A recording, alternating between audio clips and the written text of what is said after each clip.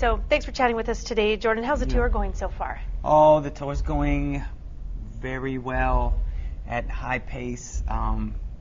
It gets a little hectic at times, but the fans' enthusiasm gets us through.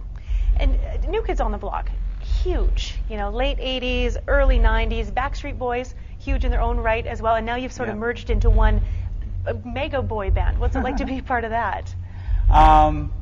It's really cool. I think the great thing about it is that a lot of people thought that, two groups like us, two similar groups like us would never get together because there would be too much rivalry, or there's the perception that, we don't get along, that we're fighting over the same fans, which is not the truth. And, fans, people can like two groups at the same time. That's fine.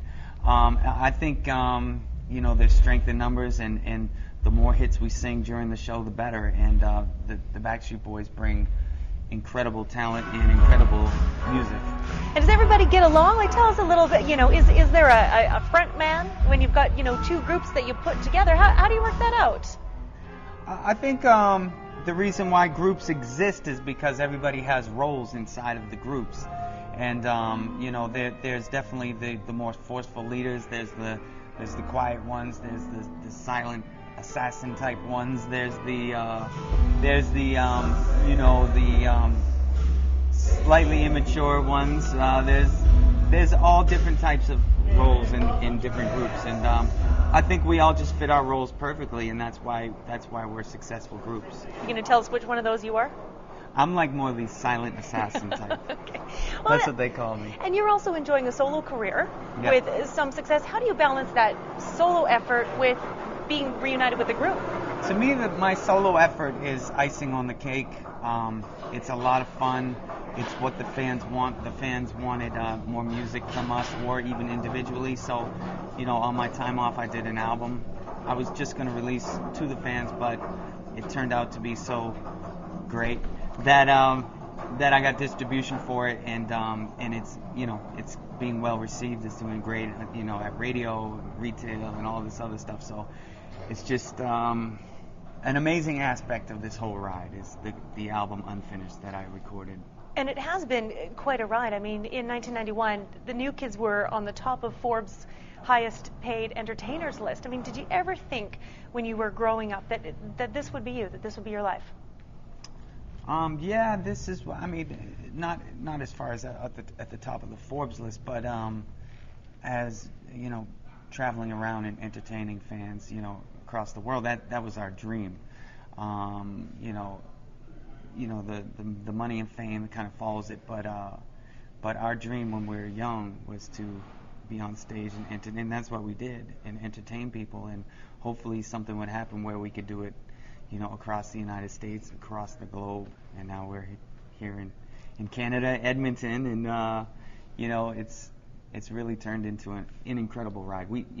If you asked me 20 years ago, would I be here with the New Kids and the Backstreet Boys, I would have said maybe not, probably not. And in 2008, when you got back together, you put the block out, and it was the top of the Billboard pop charts. So obviously the appetite was there for you to get back together. Are you sorry it took so long to get back together? No, I'm not sorry it took a long time to get back together, because I think that's one of the reasons why it worked so well, is that we were away for so long. The anticipation built, and people thought they would never see this.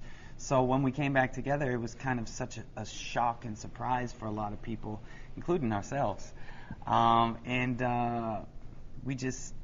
think when we got back together, it made us all feel so much, it made us relive the memories of the past, and it made us feel young again. And that's what it did to all of our fans also, is that it brought out emotions and feelings and memories from when times were easier, when there was no bills, when there was no children, God bless them, and everything else, and jobs and all that stuff. And it's a reminder of the good old times, the innocent, pure times. Sure. And that is, if I may, one of the criticisms of this tour is that it's sort of funded on that nostalgia. What do you say to those people who say, they're living off the past?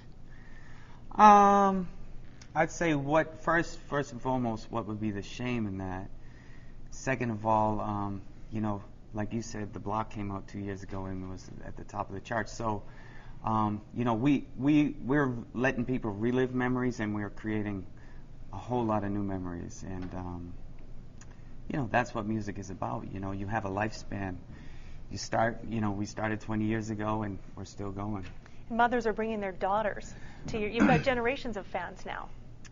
Mothers are bringing their daughters, nieces, brothers, sons, and that's the beauty of good music and good entertainment, is that it's, you know, it has a broad range that it appeals to, and it's good family fun. You have a bit of a link to Lady Gaga. She was one of your supporting acts at one point. What was that like? I mean, you wouldn't have predicted at the time that she would be where she is now. Lady Gaga, I think we all would have predicted that she would be, you know, a star, because when we worked with her on the Block CD, she wasn't a star at the time, but she was a star.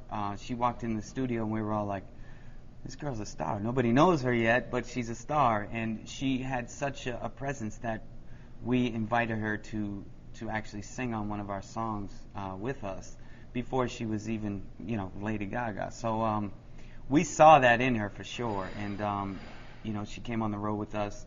We kind of helped to launch her, and then she just took off with Just Dance. Actually, Canada was the first supporter for Lady Gaga. Did you know that? I didn't know that. Yeah. Just Dance was a huge hit in Canada before anything. It was released in the States and in Canada, and it blew up here first. Oh, we have good taste in music as That's Canadians. Right. That's right. So you have kids. 2 kids. And your oldest son is not that much younger than where you were at when you first started. My son Dante is probably like 1 year younger than Joey was when we started the group. Yeah. So yeah, it's pretty cool to see, and I don't know. A lot of people ask me, would he follow in your footsteps? And I think he would have the ability, but he's a lot more into sports and stuff like that. But the good thing about it being 11 is that we're still cool in his eyes. Hopefully when he turns into a teenager, he doesn't turn on us. They all do eventually. Is he a hockey player as an Edmontonian? He's a hockey player. Yeah, he's a hockey player for sure.